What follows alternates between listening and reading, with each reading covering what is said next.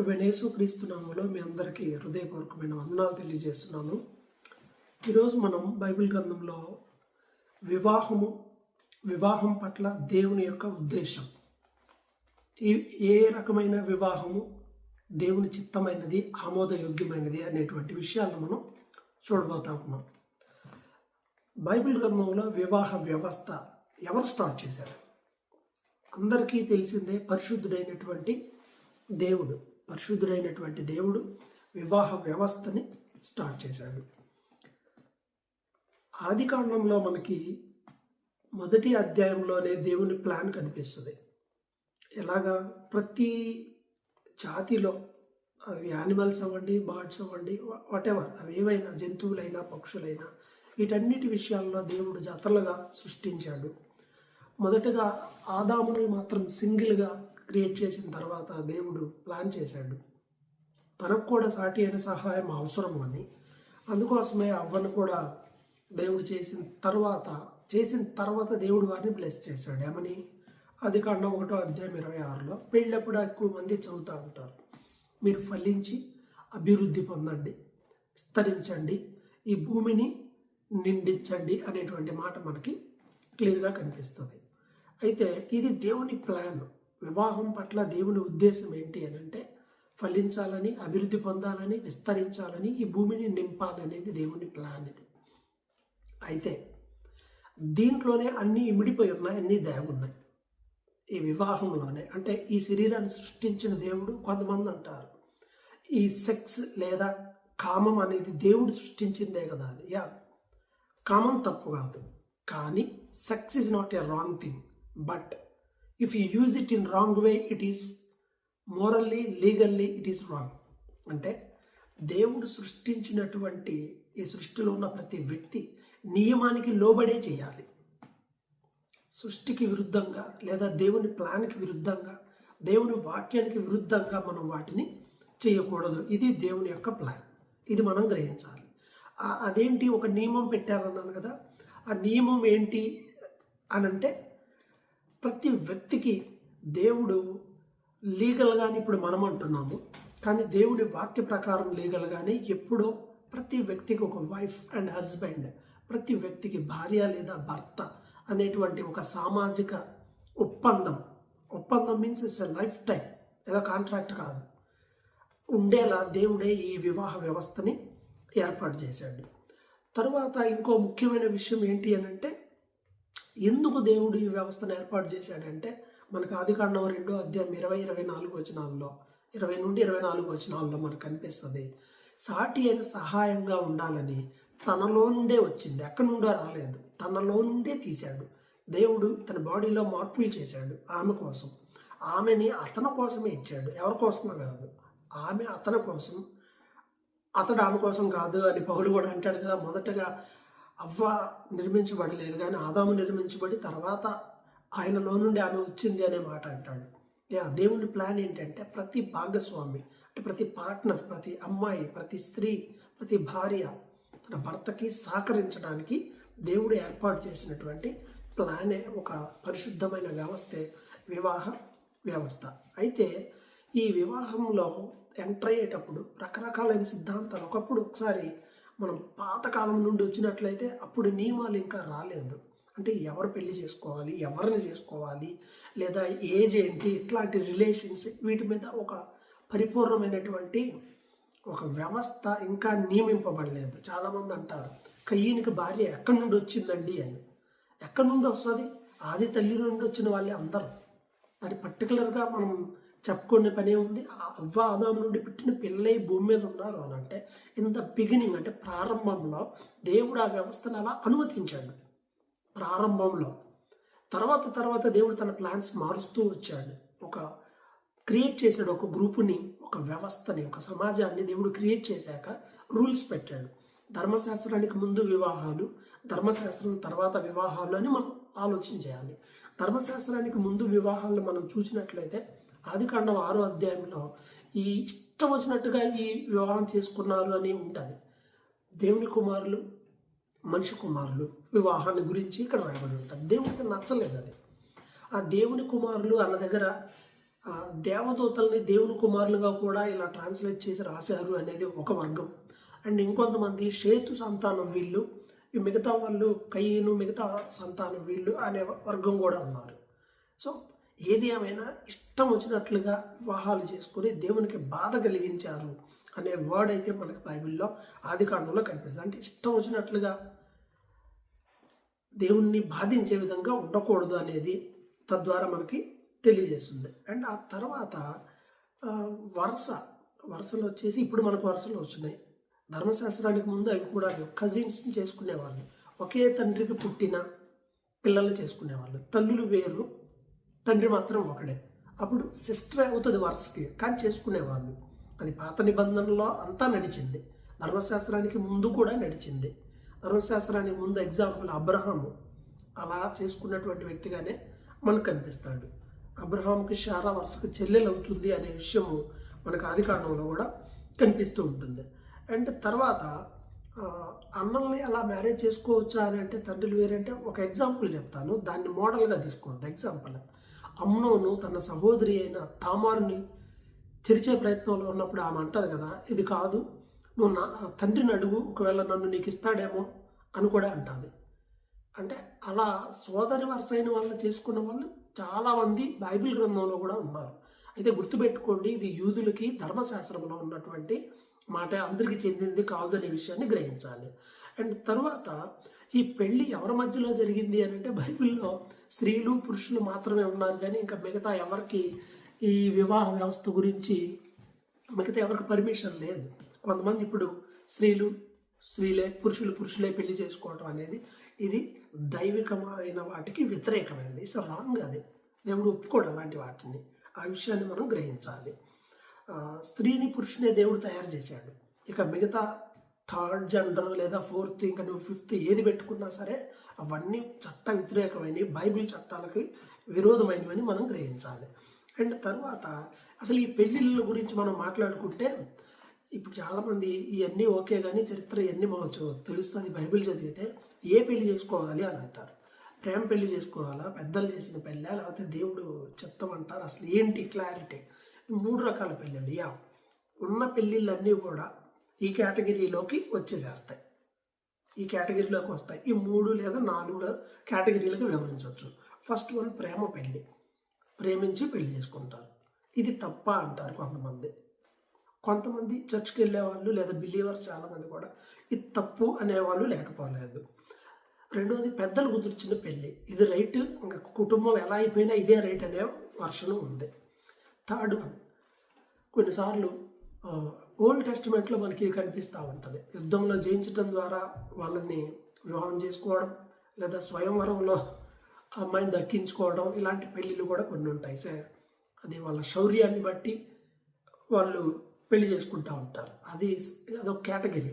And fourth one వచ్చేసి దేవుడు క్లియర్గా చెప్పడం ద్వారా ఇద్దరు ఏకమవటం, జతపరచబడడం. ఇది ఫోర్త్ వన్. బైబిల్లో ఉన్న పెళ్ళిళ్ళే అవ్వచ్చు, ఈ లోకంలో ఇప్పుడు జరుగుతున్నాయి కావచ్చు, A to Z ఉన్నవన్నీ కూడా ఈ 4 కేటగిరీలో ఏదో కేటగిరీకి చెందిన వ్యక్తివే అవి ఉంటాయి. అయితే ఫస్ట్ ఒకటి చెప్తాను. మొదటిది ఏంటి అని అంటే ప్రేమ పెళ్ళిళ్ళు చేసుకోవచ్చు అనగానే చాలామంది చాలా క్లియర్గా రాంగ్ అండి అని చెప్పేసేస్తూ ఉంటారు. నేను దాన్ని రాంగ్ అంటాను, తప్పు. ప్రేమ పెళ్ళి తప్పు అనే స్టేట్మెంట్ తప్పు.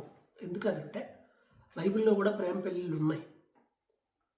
అయితే అది ప్రేమ పెళ్ళిళ్ళు తప్పు కాదు అనే ముందు ఒక మాట చెప్పాలి, లేకపోతే మీ మైండ్ ఏదో రాంగ్ టీచింగ్లోకి నేను వెళ్తున్నాను అనుకుంటారు. ప్రేమ పెళ్ళి అంటే ప్రేమ అంటే మనకు తెలిసిన ప్రేమ సినిమాలో ప్రేమలో కాదు. ప్రేమించాం, పార్కులు అమ్మడి తిరుగుతున్నాం, బజార్లో అమ్మడి తిరుగుతున్నాం, ఐస్ క్రీములు, కూల్ డ్రింకులు, ఈ చెత్త చెదారం కాదు. ప్రేమ పవిత్రమైనది, పరిశుద్ధమైనది. సో ఒక వ్యక్తి ఇంకొక వ్యక్తిని తన జీవితంలో భాగస్వామిగా ఉండాలని కోరుకోవడం తప్పు కాదు, భావించటం తప్పు కాదు, ఇద్దరు అలా అనుకొని ఒక కుటుంబంగా ఉండడం తప్పేం కాదు. కానీ ఈ పేరుతో మీరు చేసే చెత్త పని ఉందే అది ఖచ్చితంగా తప్పు, అది పవిత్రమైనది కాదు. దానివల్ల జీవితం నాశనమే జరుగుతుంది. మరి ఈ లోకంలో ప్రేమ అని చెప్పి అనేక మంది ఎలా ఉంటున్నారో మీరే అర్థం చేసుకోవాలి. బైబిల్లో ప్రేమించిన వాళ్ళు ఉన్నారు, పెళ్లి చేసుకున్న కుటుంబాలు కాబట్టి సక్సెస్ చక్కగా జరిపినవి ఉన్నాయి, లోకంలో కూడా ఉన్నాయి. ప్రాక్టికల్గా రైట్ అయిన దాన్ని మనం రాంగ్ అని చెప్తే ఎలా కుదురుతుంది? అయితే నేను ఏ వర్షంలో చెప్తున్నానంటే ప్రేమ పెళ్ళి ఓకే, కానీ ఈ ప్రేమ పేరుతో నువ్వు అపవిత్రమైన ఆలోచన రాకూడదు, అపవిత్రమైన పని చేయకూడదు, నీ శరీర సంబంధమైన ఆలోచనలు నీకు రాకూడదు, అవి అసలు జరగకూడదు. అది జరిగితే అది ప్రేమ కాదు, ఖచ్చితంగా తప్పు. మిషనరీలు చాలామంది అనుకొని, ఇదిగో నేను మిషనరీగా చైనా వెళ్ళటానికి ఇష్టపడుతున్నా, నువ్వు కూడా నాతో ఉండాలని నేను కోరుకుంటున్నా, మన ఇద్దరం కలిసి ఓ ఫ్యామిలీ అవుదాం, మనం కుటుంబంగా కట్టబడదాం, వెళ్ళి పరిచయం చేద్దామా, ఓకే నాకు కూడా ఇష్టమే, ఇలా అనుకొని చాలామంది మిషనరీలు కొంతమందిని సెలెక్ట్ చేసుకున్నారు. They selected there partners. నువ్వు సెలెక్ట్ చేసుకుంటే అది ప్రేమ పెళ్ళి అని అంటారు కదా, అంటే వాళ్ళు ఇష్టపడుతున్నారు, ఇలా ఉండేవాళ్ళు నాకు కావాలి అని. సో ఇట్స్ ఎ చాయిస్ అనమాట, అది తప్పేం కాదు. అయితే ఆ పేరుతో జరిగేది తప్పు. ఆ తర్వాత దాన్ని ఒక పద్ధతిగా తీసుకెళ్ళాలి. అలా కాకుండా ప్రేమించాము మేము ఇద్దరం అని చెప్పి పోలీస్ స్టేషన్లో ప్రత్యక్షం అవ్వటం, ఎక్కడికో వెళ్ళి పెళ్ళిళ్ళు చేసుకొని దొంగ పెళ్ళిళ్ళు చేసుకొని రావటం, ఇదంతా చెత్త పని, తప్పుడు పని. బైబిల్లో మనకి లవ్ మ్యారేజెస్ మనకు కనిపిస్తూ ఉంటాయి. ఫస్ట్ ఆదికాండం 29:18 యాకోబు రాహేలుని ప్రేమించాడు, పెళ్లి చేసుకున్నాడు, పెద్దల దగ్గర నుండి పెళ్లి చేశారు, ప్రేమించి అది పెళ్లికి దారితీస్తే ఇట్స్ సక్సెస్ఫుల్ మ్యారేజ్. అంటే పెళ్లి దాకా వచ్చిందంటే సంతోషంగా. చాలామంది ప్రేమ పేరుతో వంచన చేయబడి వంచన చేస్తూ అనేక మంది జీవితాల్లో పాడు చేస్తున్నారు. సో అది కంపేర్ చేసుకుంటే రైట్, మంచిదే, ఇబ్బంది ఏమీ లేదు. అండ్ రెండో విషయం ఏంటి అని అంటే సంసోన్ న్యాయాధిపతులు 14:2 ఈయన రాంగ్ మ్యారేజ్, అంటే లవ్ మ్యారేజ్ అయింది. అప్పటికి వాళ్ళకి చట్టాలు ఉన్నాయి, దేవుడి చట్టాలు ఉన్నాయి. వేరే దేశానికి చెందిన అమ్మాయిని చేసుకున్నాడు, ఎక్కడ సుఖపడిన చరిత్ర కూడా లేదు, అంతా నష్టం నాశనమే. యాకోబు పెళ్లిలో కూడా మరి రాహేలు ఎర్లీగా చనిపోయింది అని అంటారు, కానీ రాహేలు బ్లెస్సింగ్కి ఐకాన్గా మిగిలిపోయింది. కేవలం ప్రేమ పెళ్లి చేసుకోవడం వల్ల ఆమె చనిపోవాలి, ఆమె డెలివరీ టైంలో చనిపోయింది. ఓకే, సో దాన్ని శాపంగా నష్టంగా చూడకూడదు. ఆమె నుండి పుట్టినటువంటి పిల్లలే ఇశ్రాయేలు గోత్రాల్లో ఇప్పటికీ ఉన్నారు, బైబిల్లో వాళ్ళ పేర్లు ఉన్నాయి, ఆమె పేరు అలాగే ఉండింది. సో ఇవి కొంచెం బేసిక్గా చెప్పేసేవి. అండ్ తర్వాత అసలు బైబిల్లో ఉన్న పెళ్ళిళ్ళు కొన్నిటిని నేను డిస్కస్ చేయాలని అనుకుంటా ఉన్నాను. బైబిల్లో ఉన్న పెళ్ళిళ్ళు ఒకసారి అబ్జర్వ్ చేస్తే ఆదికాండం 2:20 నుండి మనం చూస్తే దేవుడు జతపరిచాడు అవ్వని ఆదాముని. ఇంకెవరంటే దేవుడే. పెళ్ళి ఎలా జరిగింది, దేవదూతల మధ్యలో జరిగిందని, ఇంకా రకరకాలుగా ఉంటాయి. సో వాట్ ఎవర్, ఆదాంకి అవ్వకి దేవుడు వివాహం చేశాడు, వాళ్ళు దేవుడు జతపరిచిన జంటగా ఉన్నారు. అండ్ రెండవది ఆల్రెడీ చెప్పాను, ఆదికాండం 6:2 దేవునికి నచ్చని వివాహాలు. ఇప్పుడు నేను చెప్పేవన్నీ ఈ 3-4 కేటగిరీల్లోకి వచ్చేస్తాయి చూడండి. ఇప్పుడు తర్వాత ఆదికాండం 20:12 వరుసలు అప్పటికి ఇంకా క్రియేట్ అవ్వలేదు, అందువల్ల చెప్పానుగా చెల్లి వరుస అయిన వాళ్ళు వివాహం చేసుకున్న వాళ్ళు మనకు కనిపిస్తూ ఉంటారు. అబ్రహాం కూడా ఆ కేటగిరీలో ఉన్నాడు. అండ్ 24 ఆదికాండంలో 4 చూస్తే అన్ని దేశస్తులతో పెళ్ళొద్దు, మా వాళ్ళతోనే పెళ్ళి కావాలి అని చెప్పి యాకోబు ఇస్సాకు విషయమై అబ్రహాము చెప్పడం మనం చూస్తాం. అంటే ఇంటర్నల్ మ్యారేజెస్, మా వాళ్ళే, మన దేశానికి చెందిన వాళ్ళు లేదా మన వంశానికి చెందిన వాళ్ళే అనేటువంటిది. ఏశావు కూడా అదే ఆదికాండంలో 28 9 చూస్తే వాళ్ళ నాన్నకి ఇష్టం లేదు ఈ పెళ్ళిళ్ళు ఈ దేశస్తులను చేసుకోవడం అని తెలిసి అబ్రహాము మరొక కుమారుడు ఉన్నాడు కదా, ఇష్మాయేలు ఉన్నాడు కదా, ఆ ఇష్మాయేలు ఫ్యామిలీ వాళ్ళ పిల్లల్ని చేసుకుంటాడు. వాళ్ళెవరు, వీళ్ళంతా ఎవరు, అబ్రహాం పిల్లలేగా, మరి వీళ్ళు కూడా ఇస్సాకు వాళ్ళ పిల్లలే కదా, యాకోబు ఏశావు వాళ్ళ అబ్రహాము యొక్క ఇంకొక కుమారుడైన ఇష్మాయేలు పిల్లల్ని చేసుకున్నారు. వాళ్ళిద్దరూ జస్ట్ బ్రదర్సే అవుతారు కదా ఆ లెక్కన. సో ఏది ఏమైనా ఇలా ఓల్డ్ టెస్టిమెంట్లో అలా నడిచిపోయింది. అయితే యాకోబుది ఆల్రెడీ మనం చూసాం 29:18 ప్రేమ మరియు పెద్దలు కుదిర్చినటువంటి వివాహం. ఈ వివాహాల్లో తప్పేం లేదు. అండ్ దెన్ ధర్మశాస్త్రంలో పాత నిబంధనలో మ్యారేజ్కి సంబంధించి కొన్ని గైడ్ లైన్స్ ఉన్నాయి, అవి చూద్దాం. గుర్తుపెట్టుకోండి, ఇవి యూదులకి పాత నిబంధనకి. అదేంటి, లేవికాండం 20:14 నేను మీకు నోట్స్ గ్రూప్లో తర్వాత సెండ్ చేస్తాను. నోట్స్ మీన్స్ నేను రాసుకున్నవి. లేవికాండం 20:14 ఒక వ్యక్తి చేసుకుంటే తల్లిని ఆమె పిల్లలను కూడా చేసుకోకూడదని. అదేంటి అట్లా చేసుకుంటారంటే ఉన్నారు, తల్లిని మరియు ఆమె బిడ్డని ఒకడే పెళ్లి చేసుకోకూడదు. అండ్ అదే లేవికాండం 20వ అధ్యాయము ఐ థింక్ 23వ అధ్యాయంలో 7వ వచనంలో మనం చూస్తే ఇక్కడ ఎవరైతే పరిచర్య చేస్తారో, పరిచర్య చేసే యాజకులు ఉంటారు కదా, వాళ్ళ గురించి మాట్లాడుతూ ఏం చెప్పాడు అని అంటే ఆ, ఈ వీళ్ళు చాలా పవిత్రంగా ఉండాలి, దేవుని సన్నిధిలో వీళ్ళు వర్షిప్ అదంతా అర్పణలు అవన్నీ చేస్తారు కాబట్టి వీళ్ళు ఎలా ఉండాలి అని అంటే యోగ్యంగా ఉండాలి, ఎలా పడితే అలా చేసుకోకూడదు అని ఒక క్లియర్ రిఫరెన్స్ వచ్చేసి మనకి 21వ అధ్యాయము 7వ వచనంలో మనకు కనిపిస్తుంది. లేవీయులు ఎస్పెషల్గా పరిచయం చేసే యాజకులు ఎలా ఉండాలి అని అంటే జారస్త్రం చేసిన స్త్రీని కానీ భ్రష్టురాలని పెళ్లి చేసుకోకూడదు, పెనిమిటి విడిచిపెట్టిన వాళ్ళంటే విడోల్ని వీళ్ళు చేసుకోకూడదు. మామూలు వాళ్ళైతే వితంతు వివాహాలు చేసుకోవచ్చు, బైబిల్ ఎప్పుడో ఉంది వితంతు వివాహాలు, బైబిల్ యాక్సెప్ట్ చేస్తుంది. సో వాళ్ళు చేసుకోవచ్చు, కానీ యాజకులు విడవబడిందని చేసుకోకూడదు. ఇది ఇక్కడ ధర్మశాస్త్రంలో ఉన్నటువంటి రూల్. అండ్ సంఖ్యాకాండం 12వ అధ్యాయంలో చూస్తే మోషే కూషు దేశానికి చెందిన అమ్మాయిని పెళ్లి చేసుకుంటాడు. అక్కడ వాళ్ళ అక్క చాలా పెద్ద ఇష్యూ చేస్తుంది, తద్వారా దేవుడు ఆమెను చెప్పిస్తాడు. అంటే ఆమెను చేసుకోవటం వీళ్ళకి ఇష్టం లేదు, ఆయనకి ఇష్టమై చేసుకుంటే మరి ఏమిటేంటో నాకు ప్రాబ్లం ఇప్పటికీ అర్థం కాదు. కొంతమంది వెళ్తారు పెళ్ళికి వెళ్ళి మేలకుండా ఉండరు, వెళ్ళి తింటారు. అబ్బాయి చాలా బాగున్నాడు కానీ అమ్మాయి బాగాలేదండి. ఒకసారి నా ముందు కూడా ఎవరో అట్లానే అన్నారు. నేను అన్నా నువ్వు వెళ్ళి చేసుకోమ్మా అబ్బాయిని అని చెప్పాను. ఇక మేలకుంటున్నారు. మనకి తినటానికి వెళ్ళి నోరు అంతా అరిగిందాక మాట్లాడుతూ ఉంటారు ఏదో ఒకటే, అలా చేయమాకండి. సో సనగొద్దు, వివాహ విషయం ఆయన చేసుకున్నాడు, దేవుడికి ఓకే, ఆయనకు ఓకే, ఇక మనకి ఎందుకు చెప్పండి. సో అక్కడ మనకు అదొక సంఘటన కనిపిస్తుంది. అయితే ద్వితీయోపదేశకాండం 7వ అధ్యాయం 3వ వచనంలో అన్యులతో వియ్యం పొందకూడదు. ద్వితీయోపదేశకాండం 7:3లో అన్యులతో వియ్యం వద్దు, విగ్రహారాధన చేసే స్త్రీలను పెళ్లి చేసుకుంటే వాళ్ళు నిన్ను డైవర్ట్ చేస్తారు, కాబట్టి మీ పిల్లోడిని ఇవ్వద్దు, వాళ్ళ అమ్మాయిని కూడా చేసుకోవద్దని చాలా క్లియర్ ఆజ్ఞలు అనేవి ద్వితీయోపదేశకాండం 7:3లో ఉంది. కానీ రాజైన సొలొమోను, అహాబు, ఇంకా చాలామంది రాజులు వీటిని మీరి వాళ్ళ జీవితాలను పాడు చేసుకున్నారు. చాలామంది కూడా పెళ్ళికి ముందు ప్రార్థనకి వెళ్తూ పెళ్ళి అనగానే డబ్బులు ఉన్నాయి, సంపాదన ఉంది, ఇవన్నీ ఉన్నాయిలే అని చెప్పి దైవభక్తి కనీసం కూడా లేనివాడిని చేసుకొని కుటుంబాన్ని నాశనం చేసుకొని ఈరోజు ఇక చేసేది ఏమి లేక బాత్రూంలోకి వెళ్ళి ఏడ్చేవాళ్ళు, ఎక్కడికన్నా వెళ్ళి ఏడ్చేవాళ్ళు చాలామంది ఉన్నారు. ఇక ఎందుకంటే సోప్ మార్చినట్టు దీన్ని మార్చడం కుదరదు, కోటు మార్చినట్టు దాన్ని మార్చడం కుదరదు కాబట్టి. సో అక్కడ రాంగ్ స్టెప్ వేస్తే జీవితం నాశనం అయిపోయినట్టే. ద్వితీయోపదేశకాండం 17వ అధ్యాయం 17వ వచనంలో రాజుగా ఉండేవాడు ఇష్టం వచ్చినట్టుగా అందరినీ చేసుకోకూడదు అనేక మందిని అని చాలా క్లియర్గా ఆజ్ఞ ఉంది అక్కడ. కానీ చాలామంది రాజులు దాన్ని మీరి చాలా నష్టపోవడం మనం చూస్తాం. న్యాయాధిపతులు 1:13లో ఆక్సా అనే అమ్మాయి వివాహం చూస్తాం, కాలేబు కూతురు. ఇది ఏ టైప్ మ్యారేజ్ అని అంటే ఇదిగో ఇలా చేసి వీళ్ళని జయించినట్లయితే నేను మా అమ్మాయిని ఇస్తాను చెప్పాను కదా, గిఫ్ట్ అనమాట. యుద్ధంలో గెలవడం వల్ల వచ్చిన ఒక గిఫ్ట్ లాగే అమ్మాయి మీద ఇష్టంతో దాన్ని చేయొచ్చు, లేదా అలా చేయటం వల్ల అమ్మాయి గిఫ్ట్గా రావచ్చు, but she will be the wife, ఆ అమ్మాయి పార్ట్నర్ అవుతుంది ఆటోమేటిక్గా. అలా పెళ్లి చేసుకున్నారు, అలా వచ్చేసింది. ఇక్కడ పెళ్లి చూపులు లేవు, ప్రేమ లేదు, లేకపోతే పెద్దలు కుదిరిచ్చింది కాదు, లేదా దేవుడు చెప్పింది కాదు, ఇది డిఫరెంట్. ఇలాంటిదే మనకు కనిపిస్తుంది. ఆల్రెడీ మీకు న్యాయాధిపతుల్లో సంసోని పెళ్లి గురించి చెప్పాను, న్యాయాధిపతులు 14 లవ్ మ్యారేజ్, వేరే అమ్మాయిని ఆజ్ఞలు ఉన్నాయి అయినా సరే వేరే అమ్మాయిని చేసుకున్నాడు, ఫ్యామిలీ పతనం అయిపోయింది. ఎందుకు అని అంటే అసలు వచ్చి కాపురం చేసింది ఏమీ లేదు, ఈయన ప్రేమ సక్సెస్ అయింది కూడా లేదు.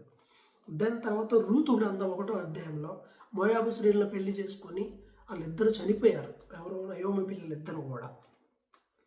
అండ్ తర్వాత 1 సమూయేలు 18:20లో దావీదు ప్రేమ మరియు పెద్దలు కుదిర్చిన మరియు ఇందాక చెప్పినట్టుగా ఈ స్వయంవరం లాంటిది ఏదో ఉంటుంది, అట్లా 3 కలిపిని దావీదికి ఇష్టం ఆమె అంటే పెళ్లి చేసుకున్నాడు, ప్రేమ పెళ్లి ఉంది దాంట్లో. స్వయంవరం లాగా గొలియాతుని చంపినోడికి అమ్మాయిని ఇస్తా అన్నాడు, సో గిఫ్టెడ్గా ఉంది. 2, 3 పెద్దలు కుదిర్చారు, అంటే సౌలుకి ఇష్టమై పేరెంట్స్ అంగీకారంతోనే జరిగింది. సో అట్లీస్ట్ 2 విషయాలు ఇందులో ఇన్వాల్వ్ అయి ఉన్నాయి. ఇది దావీదు వివాహం. అండ్ దెన్ తర్వాత ఎజ్రా గ్రంథం 10:10లో ఎజ్రా 10:18లో అన్య స్త్రీలను పెళ్లి చేసుకున్న వాళ్ళ గురించి ఉంటుంది. ఇశ్రాయేలీయులు బబులోను చెరలోకి వెళ్ళి తిరిగి వచ్చిన తర్వాత వాళ్ళు చేసిన పాపాలన్నీ ఒప్పుకుంటారు.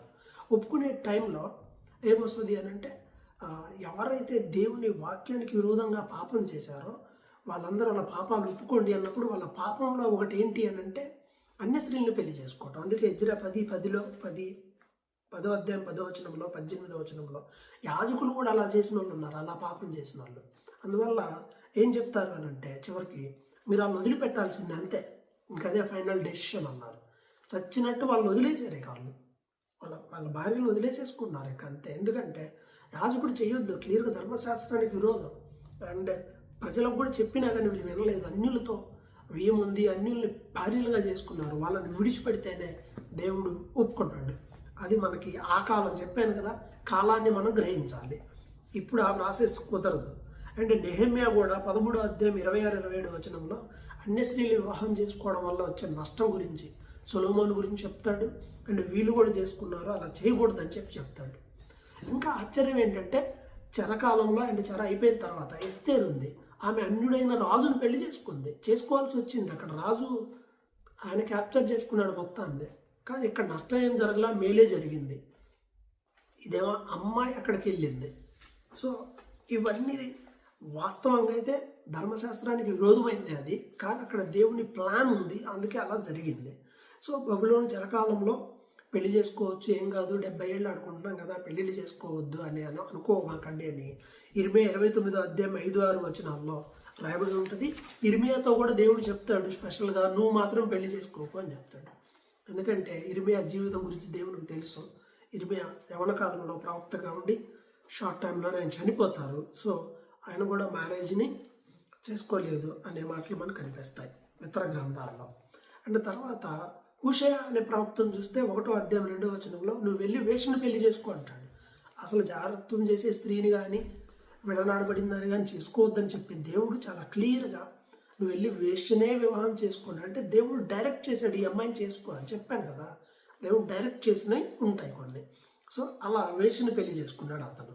అండ్ మలాఖీ గ్రంథం 2వ అధ్యాయం 15వ వచనంలో కొంతమంది పెళ్లి చేసుకుని ఆప్షన్ ఉంది కదా, డివోర్స్ ఆప్షన్ ఉంది పాత నిబంధనలో, పరిత్యాగ పత్రిక అంటే విడాకులు, ఈ ఆప్షన్ ఉంది కదా అని చెప్పి విడిచిపెట్టేశాడు భార్యల్ని. అలా విడిచిపెట్టిన వాళ్ళని బట్టి దేవుడు చాలా బాధపడ్డాడు. ఇదేంటి మీరు ఎందుకు ఇలా చేశారు అని. మీ భార్యల విషయంలో మీరు ద్రోహులుగా ఉండొద్దు, వారి పట్ల నమ్మకం ఉండండి, వాళ్ళని విడిచిపెట్టి వాళ్ళకి ద్రోహం చేయమాకండి అని దేవుడు వారితో చెప్తాడు. పాత నిబంధనకి చెందిన పాత నిబంధనలో ఉన్నటువంటి విషయాలన్నింటినీ మ్యారేజ్కి సంబంధించి చూసాం. ఇప్పుడు న్యూ టెస్టిమెంట్లో కొత్త నిబంధనలో ఉన్న వివాహాల వైపు వెళ్తే మత్తయి సువార్త 19వ అధ్యాయం 3వ వచనం నుండి చూస్తే కేవలం మత్తయి సువార్త 19 నుండి మనం చూస్తే కేవలం వివాహము వాటికి సంబంధించినటువంటి విషయాల కొరకు దేవుడు మాట్లాడతాడు. ఏమని చెప్తాడు ఇక్కడ మత్తయి సువార్త 19లో, ఎవరైనా సరే వీడు డివోర్స్ తీసుకోవాలని అంటే దానికి రీజన్ ఏమై ఉండాలి అని అంటే కేవలం అడల్టరీస్ లేదా వ్యభిచారం అనే కారణంతో తప్ప విడాకులు చేసుకోవద్దు. పెళ్ళి అనేది దేవుని సంకల్పం. పెళ్లి చేసుకోకుండా ఉండాలి అని అంటే కూడా దేవుని ప్రత్యేకమైనటువంటి అనుగ్రహం ఉండాలి, లేకపోతే ఇది సాధ్యం కాదు అని చాలా క్లియర్గా చెప్పడం మనం చూస్తాం ఇక్కడ. తర్వాత మత్తయి సువార్త 22వ అధ్యాయం 30వ వచనంలో పునరుద్ధానంలో అంటే ఇక నెక్స్ట్ లైఫ్లో మళ్ళీ పెళ్ళిళ్ళు చేసుకోవడాలు, అక్కడ పిల్లల అలాంటి ప్రాసెస్ ఉండదు. చనిపోయిన తర్వాత పునరుద్ధానం వచ్చిన తర్వాత ఇక మనకి ఇది లేదు అని. అండ్ మత్తయి 24వ అధ్యాయం 38లో ఏం చెప్తాడు అని అంటే అంత్యకాలంలో చివరి రోజుల్లో మనుషులు ఏం చేస్తారు అని అంటే పెళ్ళిళ్ళని బేభత్సంగా చేసుకుంటారు. ఇది ఒక రాకడ కాలానికి గుర్తు. నోవో కాలంలో జరిగినట్లుగా అంటాడే. నోవో కాలం ఎలా ఉందంటే పెళ్ళిళ్ళు చేసుకుంటా ఉన్నారు, పెళ్ళిళ్ళు పెరిగిపోతూ ఉన్నాయి. అండ్ తర్వాత యోహాను సువార్త 2వ అధ్యాయంలో యేసుక్రీస్తు ఒక పెళ్ళికి వెళ్ళాడు. ఆ పెళ్లిలో ప్రభు చేసిన అద్భుతం ఉంది, అది రికార్డ్ చేయబడింది. నేను ఫస్ట్ ఇవన్నీ డీటెయిల్స్ ఇచ్చి ఇంకొంచెం వివరంగా కూడా చెప్తాను. అండ్ రోమా పత్రిక 1వ అధ్యాయము 26-27 వచనాలు ఏం చెప్తున్నాయి అని అంటే ఇల్లీగల్ సెక్సువల్ మొరాలిటీ అంటే స్త్రీలతో స్త్రీలు, పురుషులతో పురుషులు. ఇప్పుడు చూస్తున్నాంగా 2 అబ్బాయిలు పెళ్లి చేసుకున్నారు, 2 అమ్మాయిలు పెళ్లి చేసుకున్నారు, వీళ్ళు లింగ మార్పిడి చేసుకుంటున్నారు. అబ్బాయి వాడు పుట్టింది అబ్బాయి అయినా కానీ కావాలని అమ్మాయిగా మారుతున్నాడు, అమ్మాయి అబ్బాయిగా మారుతుంది. ఇలాంటి దరిద్రమైన అన్నింటినీ బైబిల్ అంగీకరించదు. రోమాపత్రిక 1:26-27లో చాలా క్లియర్గా ఇది తప్పు అని మెన్షన్ చేయబడింది. మన వైపు ఇప్పుడు వచ్చింది, కానీ ఇక్కడైతే కనీసం కొన్ని లక్షల మంది ఉన్నారు యూరప్లో. ఎలాంటి వాళ్ళు యూరప్లో అండ్ అమెరికాలో ఇలాంటి వాళ్ళు లక్షల మంది ఉన్నారు. ఇప్పుడు దేశం అల్లాడిపోతుంది, చట్టం చేయాలా వద్దా, అందరూ సమానమేనా అని. సో చాలా తలనొప్పి ఉంది, ఈ అభివృద్ధి చెందిన దేశాలకు ఉంది తలనొప్పి.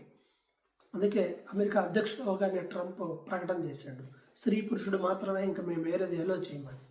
యూకేలో ఇంకా అలా లేదు. ఆయన చార్లెస్ కిగ్ గారిని చంపేశారు కదా, ఆయన కూడా వీటికి చాలా అగెనెస్ట్గా మాట్లాడారు, బైబిల్ ఇలా చెప్తుంది అని. వాళ్ళకి నచ్చదు. ఇక్కడ కూడా దాని మీద చాలా మల్లగుల్లాలు పడుతున్నారు ఇక్కడ యూకేలో కూడా వీటి మీద. వీళ్ళు ఏమంటారంటే సేవకులే పెళ్లి చేయాలంటారు, అబ్బాయిలకి అమ్మాయిలకి మేము పెళ్లి చేసుకోవడానికి వస్తే పాస్టర్లు ఎందుకు చేయరు, మేము మనుషులమే కదా, దేవుడి దృష్టిలో అందరూ సమానమే కదా. ఏవో పిచ్చి ఆర్గ్యుమెంట్స్. బైబిల్ వాటన్నిటిని వ్యతిరేకిస్తుంది. అండ్ ఇంకా మోస్ట్ ఇంపార్టెంట్ ఏంటంటే 1 కొరింథీ పత్రిక 7వ అధ్యాయం మొత్తం చదవండి, అబ్బాయిలైనా అమ్మాయిలైనా, పెళ్లి కాకపోతే. చాలా వండర్ఫుల్ క్లారిటీ ఉంటుంది అక్కడ. ఆయన చాలా క్లియర్గా ఏం చెప్తాడు దీంట్లో అని అంటే, ఇప్పుడున్న పరిస్థితిని బట్టి, లోకంలో ఇప్పుడున్న పరిస్థితిని బట్టి పార్ట్నర్స్ అవసరం. ఏమంటాడంటే, పాప సంబంధమైనవి చేసుకోవడం కన్నా, కామతప్తులు అవడం కన్నా పెళ్లి చేసుకోవటమే మంచిదిరా బాబు అనే ఒక సలహా. ఇవన్నీ ఆయన సలహాలు అన్నమాట, బైబిల్లో ఆయన చెప్పినటువంటి సలహాలు. ఇప్పుడున్న పరిస్థితుల్లో జారత్వాలు జరుగుతున్నాయి ఎక్కడ చూసినా. అందుకని ఒక భాగస్వామి ఉండాలి ప్రతి వ్యక్తికి. ఒకరి మీద ఒకరికి ప్రేమ అండ్ అధికారం ఉంటుంది. అండ్ 8వ వచనంలో అంటాడు 1 కొరింథీ 7వ అధ్యాయంలో, పెళ్ళి కాకుండా ఉండటం మంచిది అని పెళ్లి చేసుకోని వాళ్ళకి విధవరాళ్ళకి చెప్తున్నా.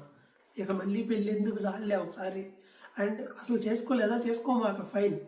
ఇవి ఆజ్ఞలు కాదు, హితవు, జస్ట్ కౌన్సిలింగ్ టైప్ అని, ఇది చాయిస్ అనమాట.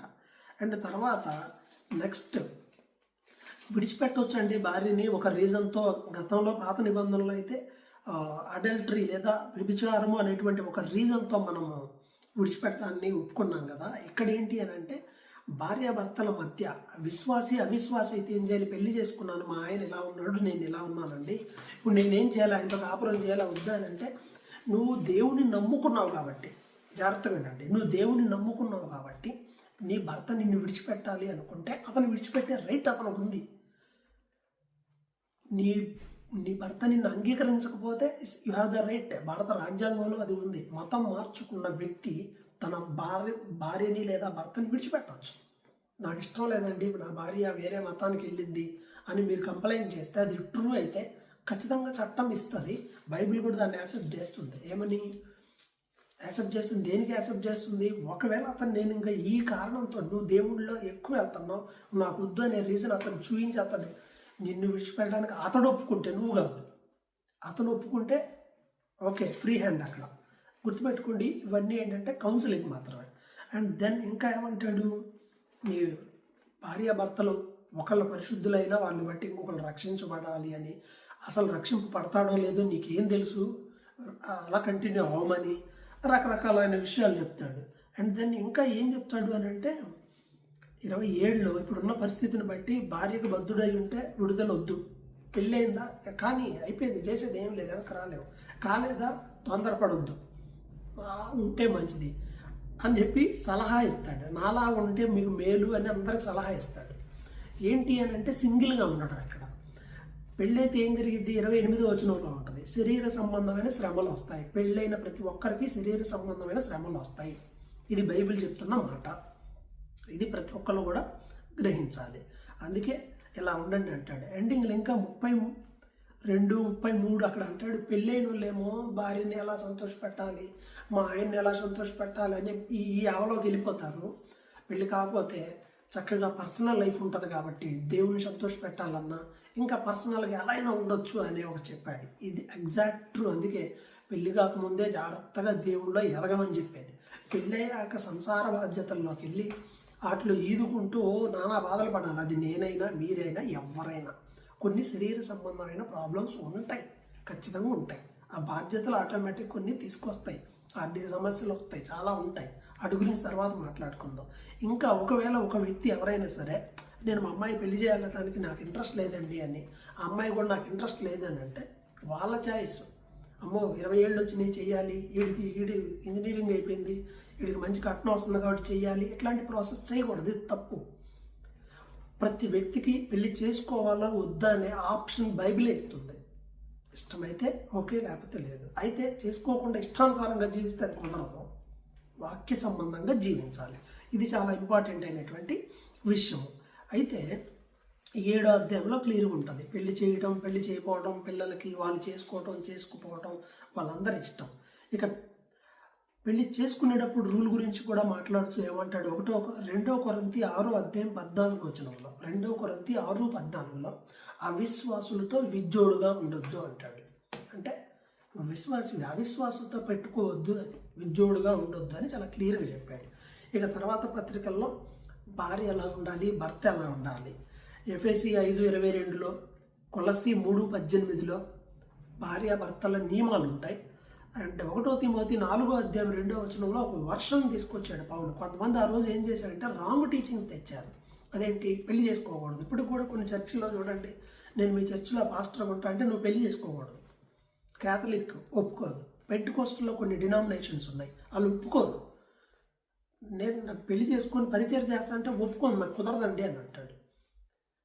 నాకు అర్థం కాదు ఆ రూల్ ఏంటో. ఒకవేళ నిజంగా పెళ్లి చేసుకోకుండా డెడికేటెడ్గా సేవ చేయాలి అనుకున్న వాళ్ళ కోసమే ఈ డినామినేషన్ అంటే ఇట్స్ ఫైన్, అదొక గ్రూపుగా మనం చేయొచ్చు.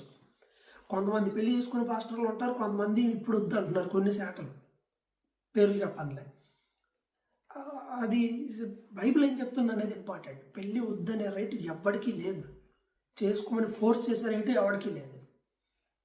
చేసుకో అని వద్దు అని చెప్పడం తప్పు, ఖచ్చితంగా చేసుకోవాలని చెప్పడం కూడా తప్పే. దేవుడు ఇప్పుడు ఇన్ని వాక్యాలు విన్నాం కదా, టు చాయిస్, పరిశుద్ధంగా పవిత్రంగా ఉండటం ఇంపార్టెంట్.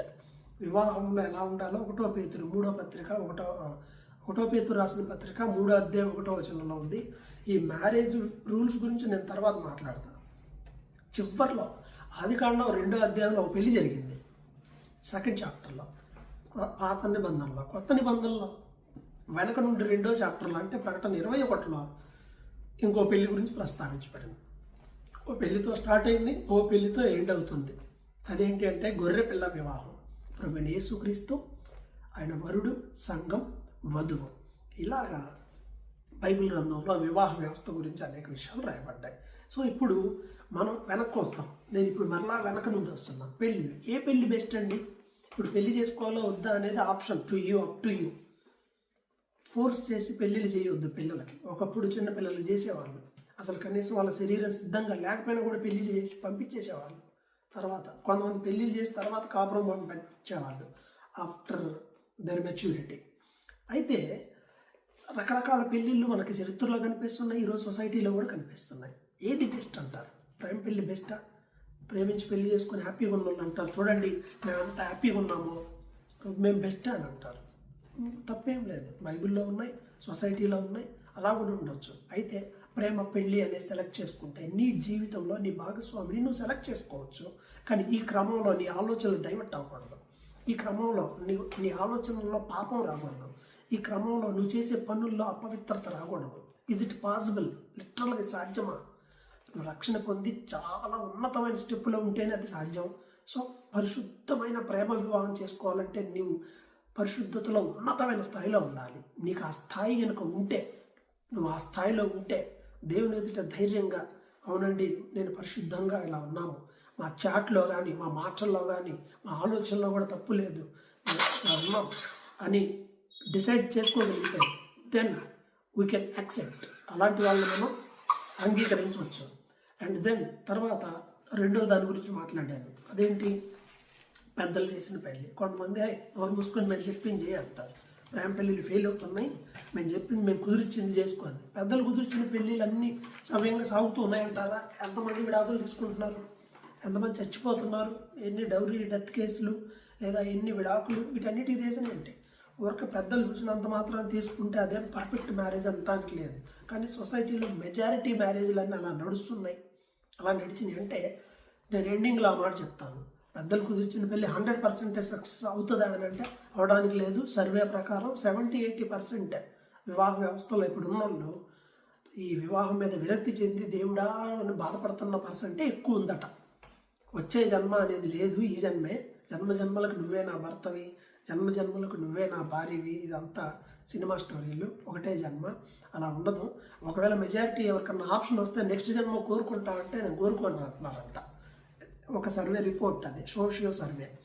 సో పెద్దలు కుదిర్చిన పెళ్ళి 100% సక్సెస్ అని చెప్పడానికి లేదు. కానీ సొసైటీలో ఉన్న మెజారిటీ మ్యారేజెస్ అన్నీ అవే సక్సెస్ అయి చూపిస్తూనే ఉన్నాయి. 100% కాదు.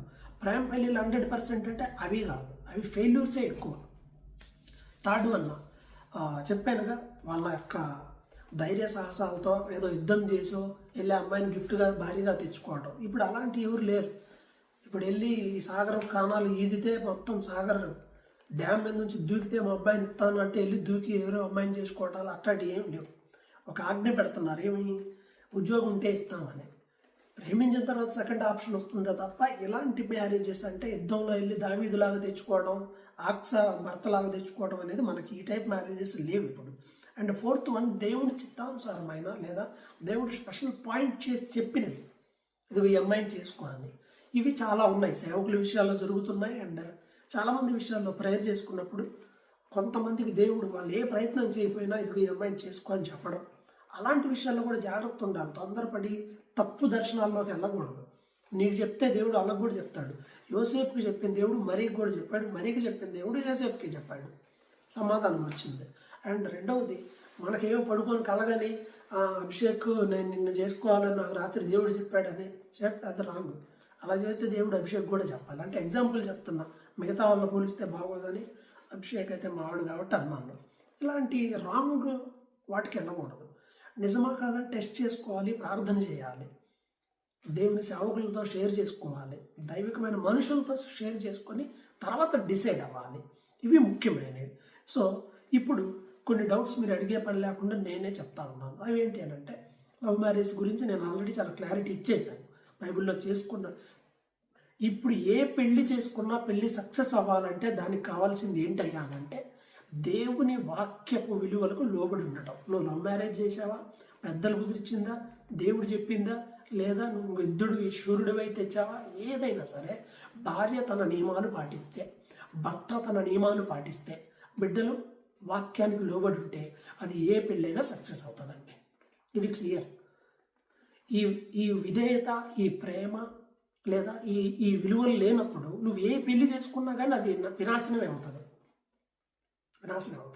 అయితే ప్రేమ పెళ్లిలో ఉన్నటువంటి నష్టాలు, పేరెంట్స్ సపోర్ట్ బోత్ సైడ్స్ లేకపోతే నష్టం, ఒక సైడ్ ఉండి ఒక సైడ్ లేకపోయినా చాలా నష్టాలు, ఇవన్నీ కూడా ఎదుర్కోవడానికి రెడీగా ఉండాలి. ఇక చేసేది ఏమి లేదు. మరి ఆ నష్టాలు మాటలతో చెప్పలేము. నష్టాలకు రెడీ అయితే ఆ స్టెప్ వేయాలి. చాలామంది ఈ రోజుకి ఆప్యాయతలకు దూరం అయిపోయి ఏదో వాళ్ళే బతుకుతారు, వాళ్ళంతటా వాళ్ళు బతుకుతారు. పేరెంట్స్ సపోర్ట్ లేకుండా చేస్తే అది మిస్టేక్. రెండోది, పెద్దలు కుదిర్చిన దాంట్లో అయితే సపోర్ట్ ఎక్కువ వస్తుంది. మోరల్ సపోర్ట్, ఎకనామికల్ సపోర్ట్ లేదా మిగతా అన్నీ కూడా వస్తూ ఉంటాయి. తీసుకోవడం మంచిదే. అయితే ఇప్పుడు దేవుని చిత్తానుసారమైన మ్యారేజెస్ అది నీకు వస్తే అది ఓకే. అసలు నాకు ఇవన్నీ కాదండి, నేను ఎలా ఒక అడుగు ముందుకు వెళ్ళండి వివాహంలో అంటే, ఫస్ట్ ఏం చేస్తారంటే మీ వివాహం కోసం మీరు ఎప్పుడైతే సిద్ధపడతారో ఒక 1 year ముందే ఎక్కువ ఆలోచనలు అవసరంలా. ఫస్ట్ మ్యారేజ్ అంటే ఆర్థికంగా నువ్వు స్థిరపడే వరకు పెళ్ళి అనే మాట ఎత్తొద్దు. అది అబ్బాయి అయినా అమ్మాయి అయినా సరే. ఫస్ట్ మీ కాళ్ళ మీద మీరు నిలబడండి. ఆడెవడో నన్ను పోషిస్తాడులే, పోయి వంట చేసుకొని బతుకుదానంటే నీ కర్మ. వంటగదిలో కాదు, బాత్రూంలోకి వెళ్ళి ఏడుస్తావు తర్వాత. ఓకే, ఎవరో ఒకరిని అమ్మాయిని చేసుకుందాం, మారిపోద్దిలే లైఫ్ అమ్మాయికి ఏదో అని ఇవన్నీ వద్దు. ప్రతి ఒక్కళ్ళు ఇండివిజువల్గా ఈరోజున్న సిచ్యువేషన్ బట్టి ఆర్థికంగా బలంగా ఉండి కుటుంబాన్ని పోషించగలిగి పరిస్థితి ఉండాలి. కుటుంబం అంటే ఏంటో తెలుసుకో ఫస్ట్. భార్య ఎలా ఉండాలి, భర్త ఎలా ఉండాలో ఈ రీసెర్చ్ చేసి తర్వాతే చేసుకోవాలి. తప్పదు. అలా చేస్తేనే సక్సెస్ వస్తుంది. రెండవది, అది ఎలా అయినా అవ్వచ్చు. నువ్వు సెలెక్ట్ చేసుకోవడానికి నీకు తెలియదు, తొందరపడి సెలెక్ట్ చేసుకోవద్దు. ప్రార్థన చేయి, పెద్దలు సెలెక్ట్ చేస్తారు. ఆ పెద్దలు సెలెక్ట్ చేసినప్పుడు పెళ్లి చూపులు అంటే మరి ఏం చేస్తారు, ఏం మాట్లాడుకుంటారు, మనోళ్ళు కట్నం ఎంత, కానుకలు ఎంత, ఈ సంతల బేరాలన్నీ గేదెల బేరం అన్నట్టు బేరం ఆడుతూ ఉంటారు. So it's not right. అబ్బాయి లేదా అమ్మాయి ఆత్మీయ అభిరుచులు డిస్కస్ చేసుకోవాలి. ఓకే, ఇదిగో నా ఆత్మీయ స్థాయి ఇది, నా పట్ల దేవుని ప్లాన్ ఇది, నా పట్ల దేవుని ఉద్దేశం ఇది, నేను భవిష్యత్తులో ఇలా ఉండాలనుకుంటున్నాను, నేను ఇలా చేయాలనుకుంటున్నాను అని ఈ స్పిరిచువల్ బ్యాలెన్స్ చూసుకోండి. విశ్వాస కాదో చూసి సెలెక్ట్ చేసుకోండి. ₹1,00,00,000 ఉద్యోగం ఉందండి, ఇంకేముందంటే నీ కోటి బాధలు ఎవరు చెప్పలేడు. తర్వాత అతను విశ్వాస కాకపోతే, ఆ అమ్మాయి విశ్వాస కాకపోతే, జాబ్ ఉందనో ఆస్తి ఉందనో ఇవి చూస్తారు లోకంలో. అన్నీ ఇవిగా చూడాల్సింది. దేవుని భయం భక్తి లేకపోతే నీ కొంప కొల్లేరవుద్ది. మీరు రాసి పెట్టుకోండి, నష్టమే జరుగుతుంది. అందుకని బిలీవర్ అయి ఉండాలి.